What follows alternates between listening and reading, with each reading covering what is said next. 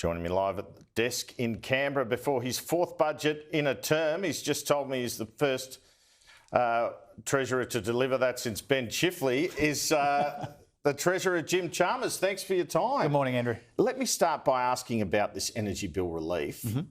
A week ago it was announced power bills were to go up by up to $200 a year, and you're giving people back only $150. They're not going to be dancing in the streets over that, are they? Well, we're doing what we responsibly can to help people with the cost of living. You know, these cost of living pressures are front of mind for a lot of Australians, and they'll be front and centre in the budget. And this energy bill assistance is a bit of extra hip pocket help for households. We know, even with all the progress we're making as a country together on inflation, we know that people are still under pressure, and this responds to some of that pressure. Looks like an election bribe, really. I mean, you're doing it for 2 quarters, then cutting it off. Well, I don't think so. I mean, this is the third time that we've done the energy bill rebates, 2 lots of 300 and now extending it for 6 months. And again, it's about recognising that even with all this progress on inflation, you know, we got inflation from higher than 6% and rising when we came to office, now 2.4%. We know that people are still under the pump. And so we're doing what we responsibly can to help people with the cost of living, not just energy bill rebates, but cheaper medicines, but also this historic investment in bulk billing, because more bulk billing means less pressure on families too. It feels like a big band-aid over a deeper problem with the energy transition. Well, there's 2 things that we're doing simultaneously. You know, if you look at the default market offer that was released in the last fortnight or so, one of the big issues there is the unreliability of the legacy parts of the system. And so we need to make sure that we continue to get more cleaner and cheaper and reliable energy into the system. We're doing that. And in the meantime, we're helping people with their electricity bills. Don't forget, in the last year to December, in the official inflation data, electricity prices went down by 25% because we're helping people with their energy bills. We're extending that for another 6 months because we recognise people are still under the pump. I mean, effectively, you're taking people's taxes and giving them back to them on their energy bills, right?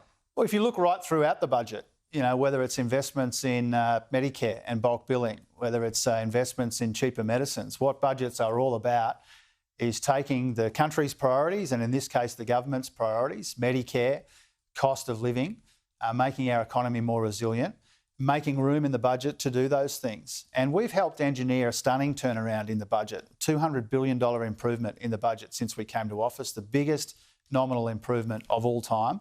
And that's helped us make room for these investments, whether it's helping with the cost of living or building Australia's future or making our economy more resilient in the face of all of this global economic uncertainty.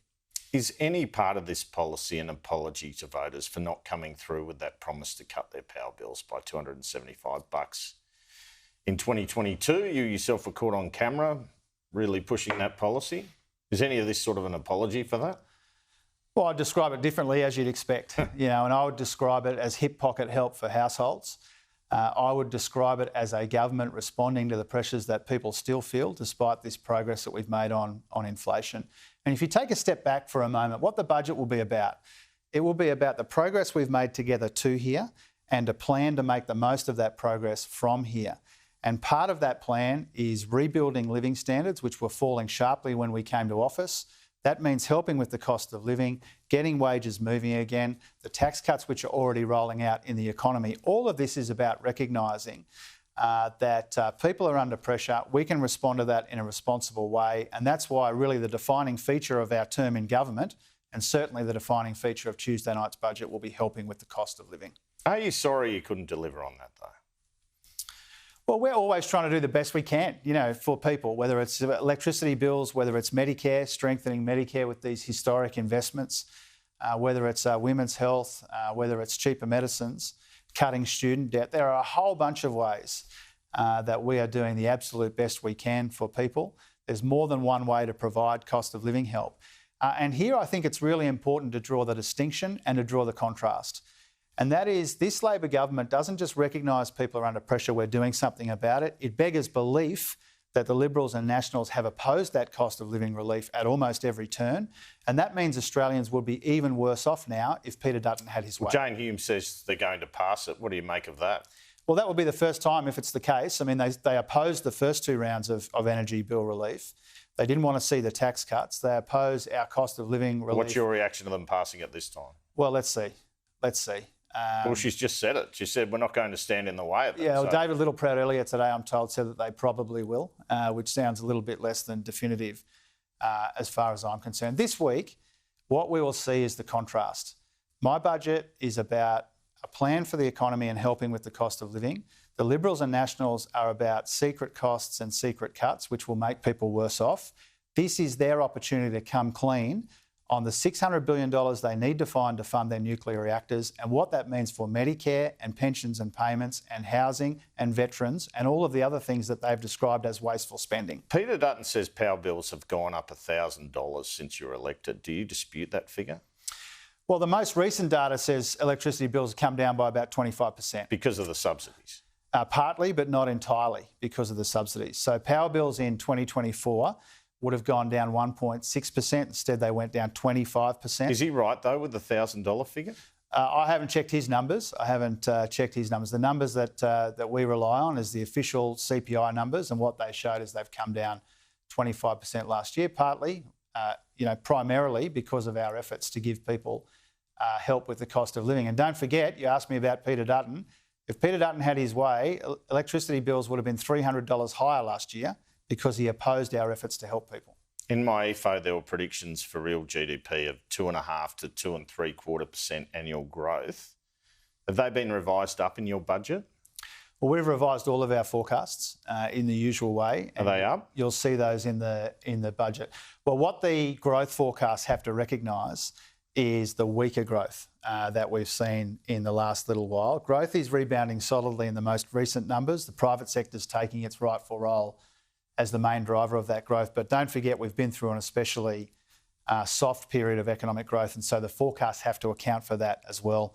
I'm not prepared to go into the ins and outs of all of the forecasts here. There will be changes to forecasts which recognise what we've been through too here and what we expect from Because obviously, I guess if they do go up, that can reduce your deficits, right? That's one aspect of that occurring. Is that what we're going to be looking at? Well, don't forget, we've also got all of this global economic uncertainty casting a shadow over the world and also over our economy and our budget.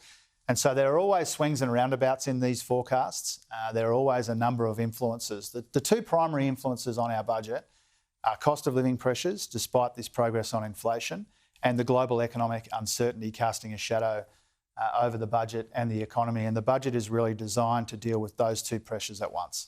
The MyEFO also showed an increase in deficits. They were up to $47 billion and $38 billion in 25-26 and 26-27. Given some of the campaign promises we've seen, are they going to be even higher than that? Well, what you'll see in the budget is that because the mid-year budget update was only about 3 months ago, that's a bit unusual to have them so close together. The bottom lines are broadly similar. There are some changes, but broadly similar. And that means it reflects that very substantial progress we've made since we were elected. If you compare the budget situation now to the pre-election outlook in 2022, it's night and day. We've made huge progress, enormous strides, cleaning up the mess that we inherited, a $200 billion improvement, 2 surpluses in the first 2 years, a smaller deficit this year than when we came to office. And that's an important demonstration, I think, of our responsible economic management. You'll see how the bottom lines have changed a little bit, but not a lot, on Tuesday night. Feels like you're back to Australian Treasurer reality a bit. You've had the dream, you've done the work on it, obviously, but you've had the dream of presenting a surplus. Your old boss, Wayne Swan. A number of other treasurers have never had that. Now you've got to dole out the red ink. That must be a bit personally disappointing for you. I don't see it in personal terms, but collectively, we are the first government in almost 2 decades to deliver back-to-back surpluses, and we've also got this deficit. Does this ruin the story a bit? I don't believe so. I mean, our government is defined by responsible economic management. We've seen that in the first 3 budgets, and we'll see that in the 4th. And one of the things I'm proudest about is we've got the budget in much better nick. We've cleaned up the mess left to us by our predecessors at the same time as we've provided responsible, meaningful, substantial cost of living relief and invested in building Australia's future. And that's really what people can expect to see again on Tuesday.